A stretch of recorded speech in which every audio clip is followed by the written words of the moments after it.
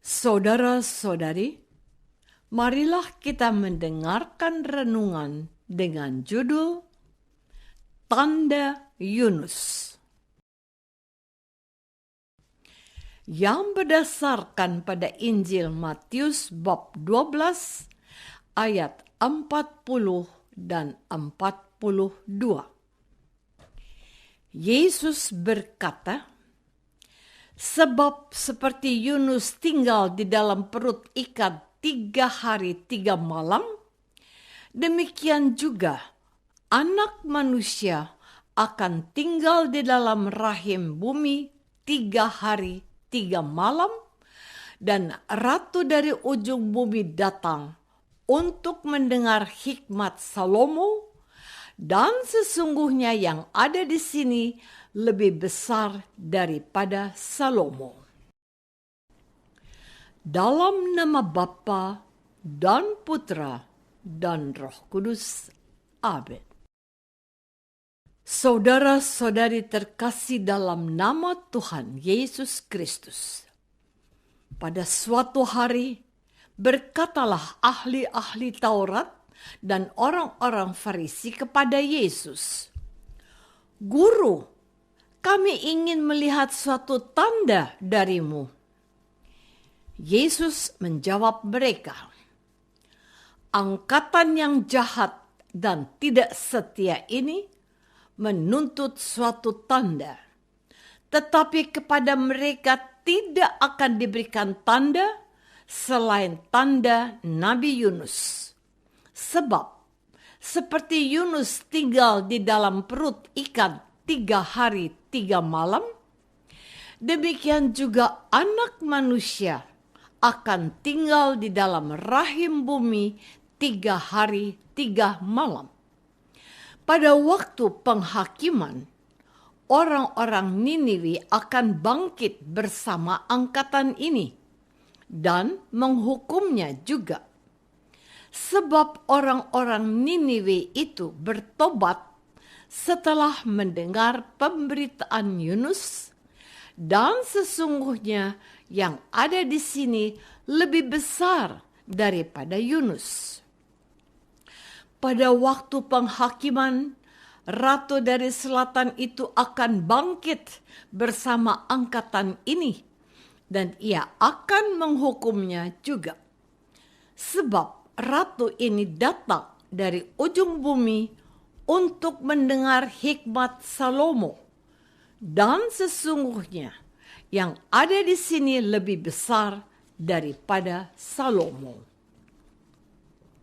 Saudara-saudari terkasih, jawaban Yesus dalam firman hari ini ditujukan bagi kita semua yang setiap hari selalu ada saja dosa yang kita lakukan.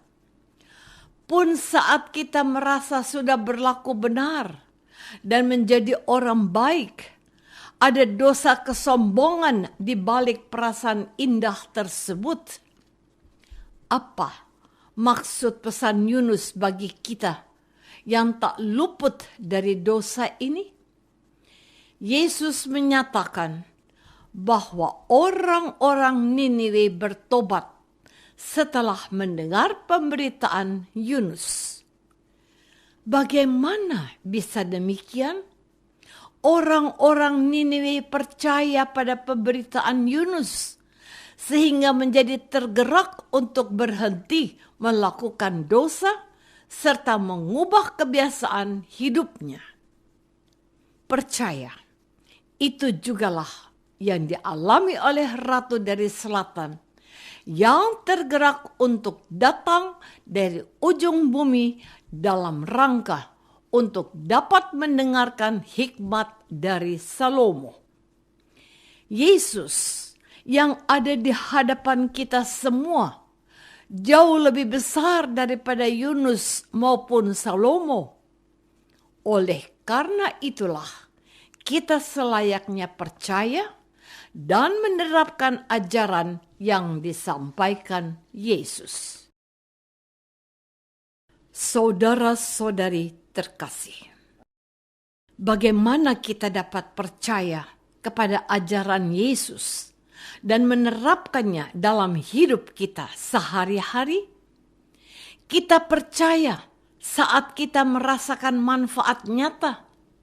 Kita percaya kepada seseorang saat orang itu berjasa menolong kita, ataupun teladan hidupnya membuktikan praktek nyata dari semua ucapannya. Ini berarti ada interaksi dan kedekatan yang terbangun antara kita dengan apa yang kita percayai. Bagaimana kita dapat percaya kepada ajaran Yesus bila kita tidak mengenal ajarannya dan tidak pernah mempraktekkannya dalam keseharian kita? Pengalaman belajar akan membangun kepercayaan kita adalah seorang anak yang dibesarkan dalam keluarga tanpa agama. Di sekolahnya yang berstatus sekolah nasional, tersedia 6 pelajaran agama yang dapat dipilih oleh siswa. Karena anak ini belum beragama, maka ia belajar ke-6 pelajaran yang ada secara bergantian setiap minggunya. Tentu ini sangat terpuji. Saudara-saudari terkasih, suatu hari orang tua anak ini bercerai. Perceraian orang tua membuat sang anak pindah rumah dan pindah sekolah. Sekolah barunya adalah sekolah Katolik yang hanya mengajarkan pelajaran agama Katolik saja bagi seluruh siswa.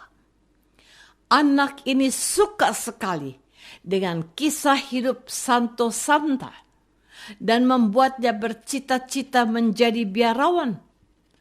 Setahun kemudian pun ia dibaptis menjadi Katolik. Namun, ketika beranjak dewasa, cita-citanya berubah. Ia bahkan mempertanyakan kembali kebenaran ajaran agamanya. Betulkah Yesus itu Tuhan?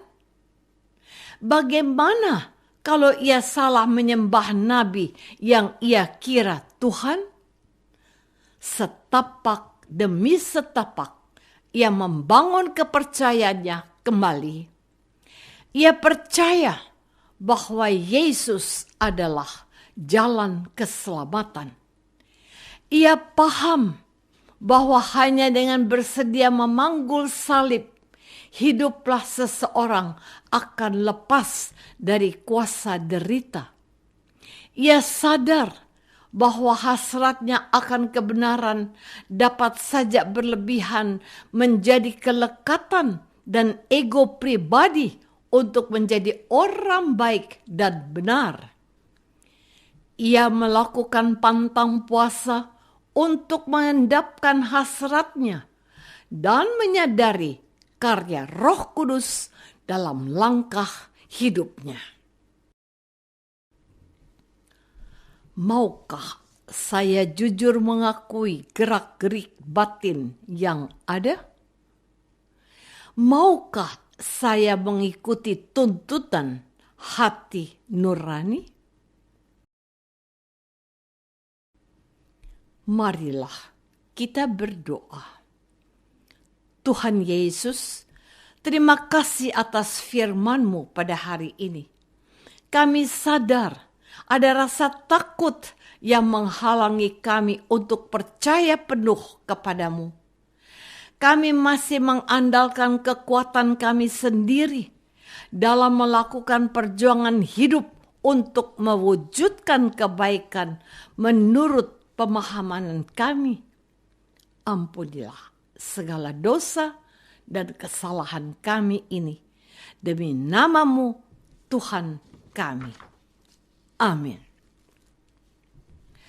Semoga kita semua selalu dinaungi dan dibimbing oleh berkat Allah yang Maha Kuasa, Bapa dan Putra dan Roh Kudus. Amin.